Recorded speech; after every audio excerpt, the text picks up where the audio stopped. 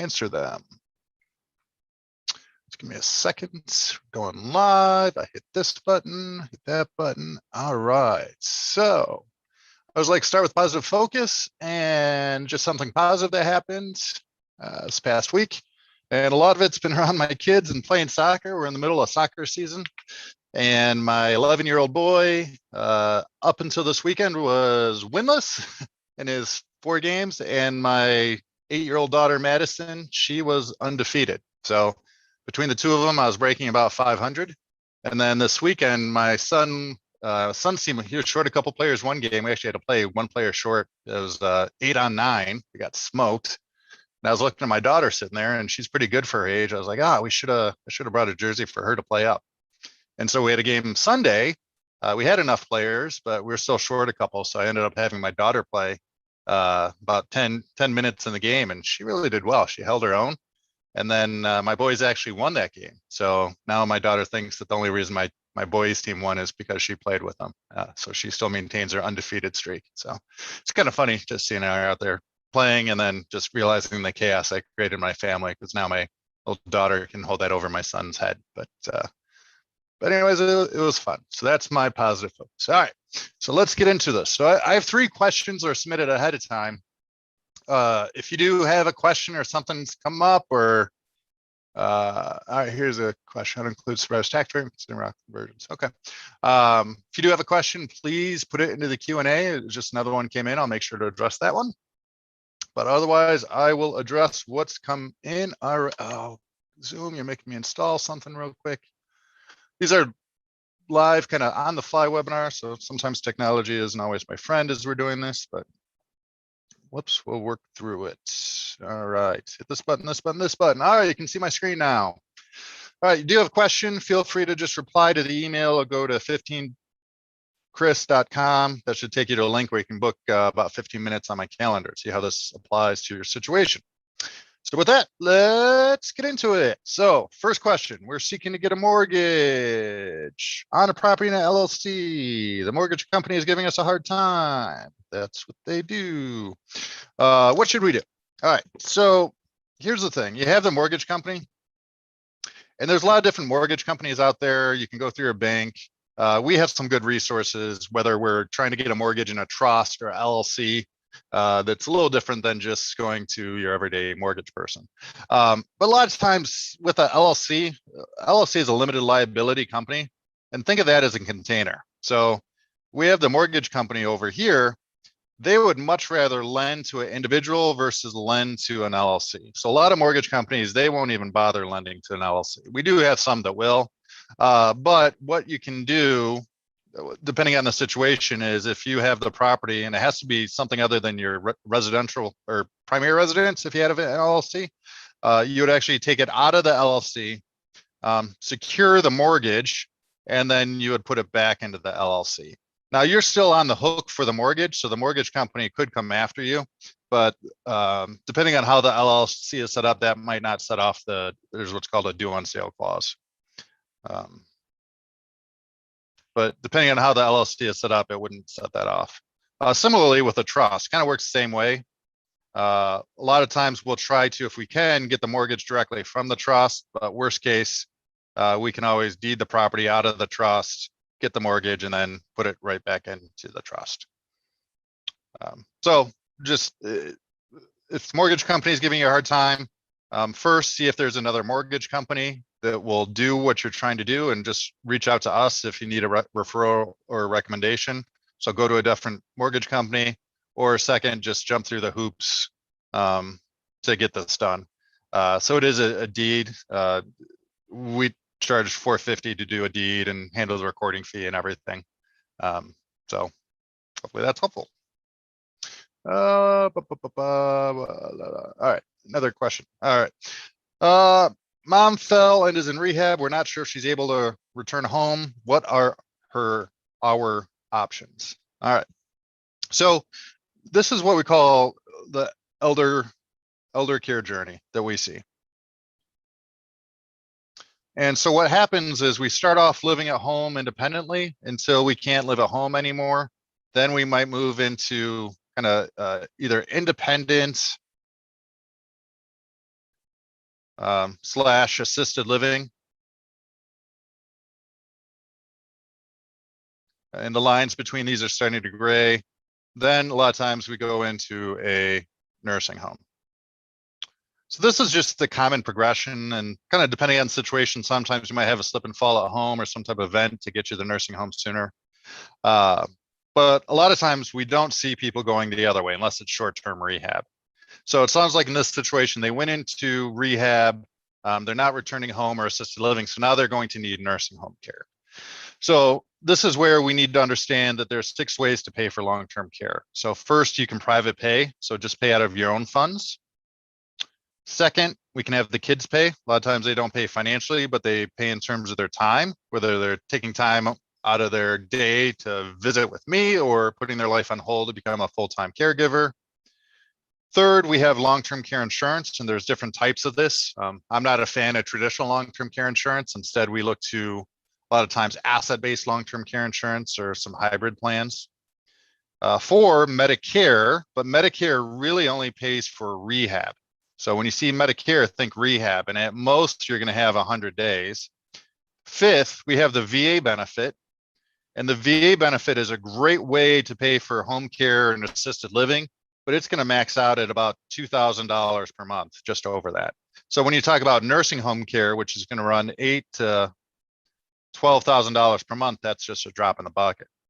And 6, we look to Medicaid. Now, Medicaid is a governmental program that's only going to pay for nursing home care. It's not going to pay for assisted living or independent living or home care. So in this situation, what we would do is, okay, if mom's going to remain in nursing home care, then we need to do Medicaid planning, because a single individual can only have $2,000 worth of countable assets. And countable assets are everything other than a home, small cash value of life insurance, personal belongings, prepaid funeral, and an automobile. Everything else is a countable asset. And then Medicaid looks back 5 years to see if you've moved any money around, and if you have, they can penalize you. So in this situation, we would do what we call Medicaid crisis planning, where we figure out, okay, what assets do mom have, or if mom's married, mom and dad have. And then there's things we can do at the last minute to protect at least half of the assets using what's called a half loaf plan. Kind of complicated, but think of it like a loaf of bread. Half of the money might have to go to the nursing home. The other half we'd be able to protect. So what are our options? I would say give us a call and work with us to figure out how we can protect as much money as possible to make sure mom has the best quality of life possible. All right. In fact, I just got off a call right before this.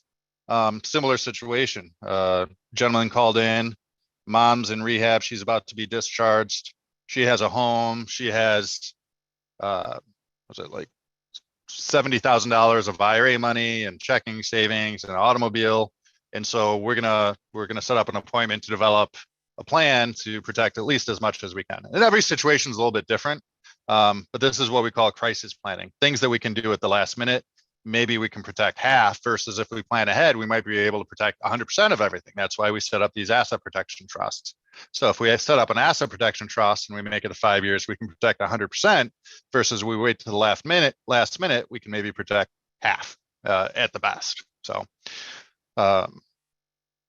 yep. Okay, number 3. Let me see questions. Okay, a couple questions. Those are a little unrelated, and I'll get to those next. Number 3, I'm working with mom and dad, working on getting the finances in order. They have some old annuities, a few investment accounts, about $450,000 sitting in cash, checking, savings. What should I do with that money sitting in cash? What should we put that into asset protection trust, and how should it be managed?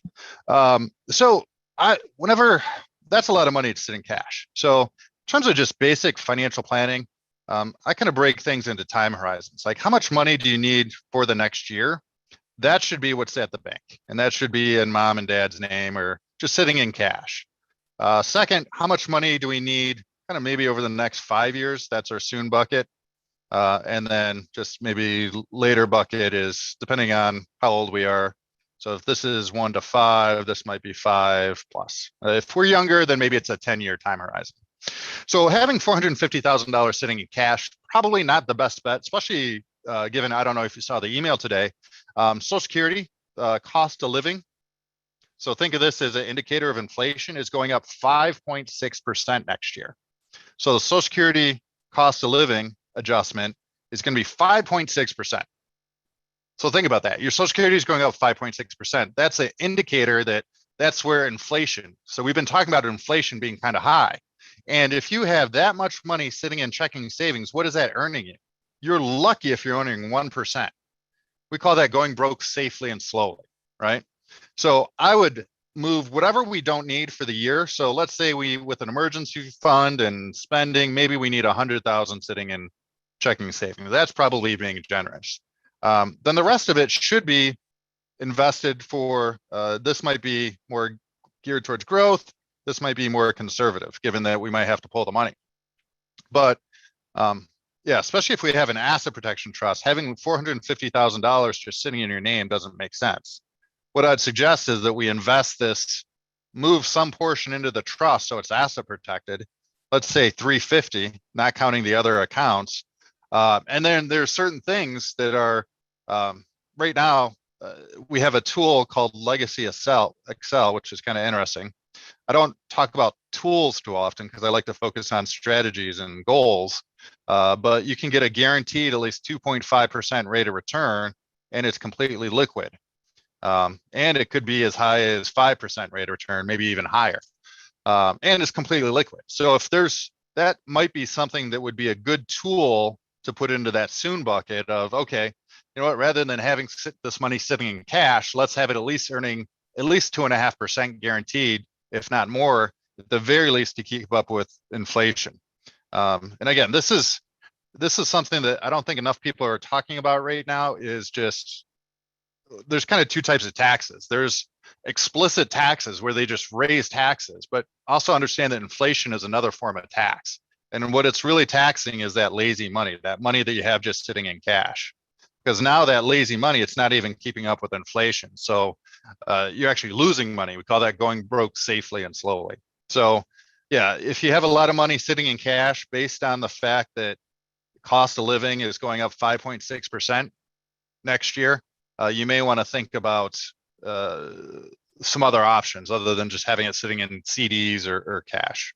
So, and then of course, it should be protected in that asset protection trust, because we can always get money out of the trust if we need to. All right. Okay, those are all the questions I had submitted ahead of time. Here's a couple more questions that just came in. How to include survivor's tax rate when considering Roth conversions. All right, so we're talking about Roth conversions. And here's the important thing to understand. I'm not sure if I'm getting to kind of the crux of the question, but understand that we have two tax brackets. And this is what I heard this from Ed Slott. He calls this the widow's penalty. So understand, while you're married, you file under what's called married filing jointly.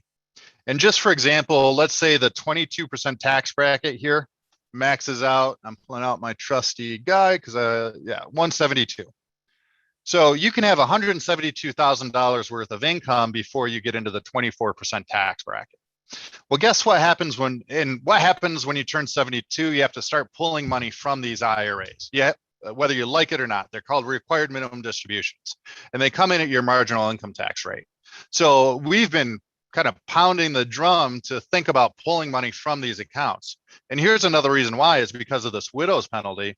Is guess what? Once one spouse passes away, now that 22% tax bracket, so for a single filing, that 22% tax bracket now maxes out at $86,000. And here's the thing, a lot of times in retirement, when one spouse passes away, the income needs or expenses are about the same. So I would say on average, most of our families have about $100,000 plus of income coming in from RMDs or Social Security or pensions per year. Well, guess what? Well, if that's $100,000 under married filing jointly, you're paying a 22% tax bracket. Well, versus once one spouse passes away, now you're going to get into the 24% tax bracket at $100,000. which is actually shooting up to 28%. So when you factor in doing things like Roth conversions of moving money from your IRA to a Roth, if you do it now while you're married, you might be paying a 22% tax, versus if you were to wait until one spouse passes away. Plus, we have the Tax Cuts and Jobs Act that's expiring in 2025 that says your 24% tax bracket's going up to 28. Well, if you do it when you maybe in the future, when now we're single or widowed, you might be paying a 28% tax on that Roth conversion. And this is what Ed Slott calls the widow's penalty, is that understand while you're married, you have this married filing jointly tax bracket that has an extended range to do things like Roth conversions. So again, the sooner you think about pulling money from those pre-tax accounts in an intelligent manner, I'm going to argue the better off you're going to be, not only for your retirement, but what you leave to your spouse and what you leave to your potential kids. All right, here's another question. Regarding last week's question, Michigan Farm Bureau underwriting criteria for a house owned by a revocable trust, the name insured on the homeowner's policy is the individual. However, the trust must be added as an additional insured. So this is just a follow-up to what we talked about previously, where you have an individual, they own a home, and then they have a trust. And the question is with regards to the insurance. And like we said, if the home is in your name, that's great. The insurance remains the same. If you were to pass away and we do what's called a ladybird deed, and now it flows into the trust, then we would recommend to name the trust also as a named insured. Or if you were to set up an asset protection trust, then yeah, you can also name that trust as an additional insured.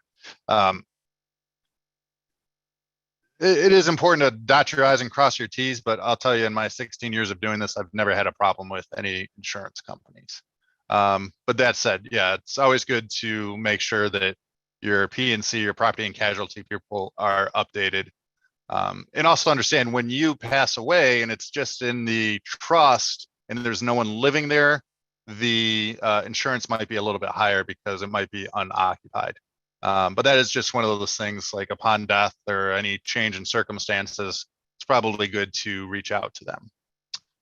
All right, let's see. I went kind of quick. There's a couple good questions in there. Anyone have any other questions?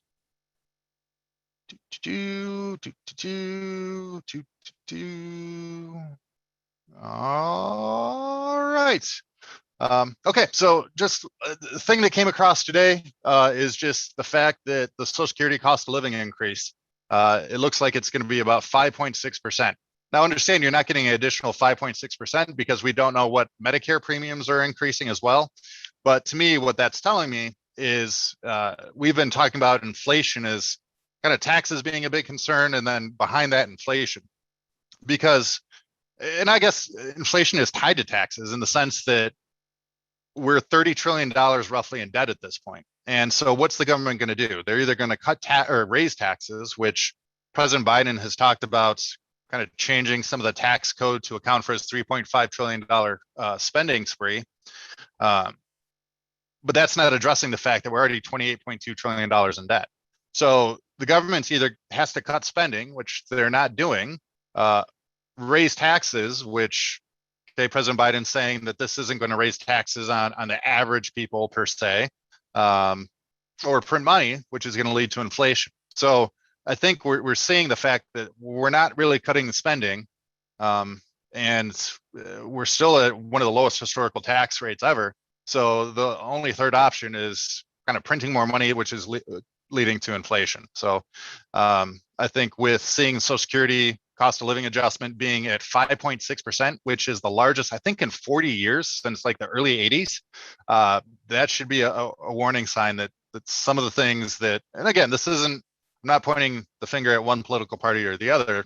For basically the last 20 years, we've been just ramping up the federal deficit. But at some point, we're going to have to pay the piper on this. And so I think seeing this 5.6% Social Security increase is just another warning bell that taxes are going to have to go much higher in the future. So, and we've been banging that drum, and I think it's one of the biggest risks and biggest opportunities, given the taxes are at the lowest they've ever been historically right now. So there's probably some moves that should be made depending on your situation. We've been spending a lot of time with our clients talking about that.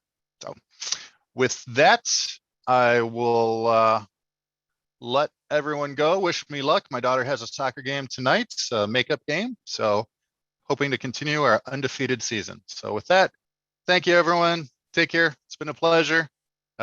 Feel free to invite friends and family to this. I really enjoy seeing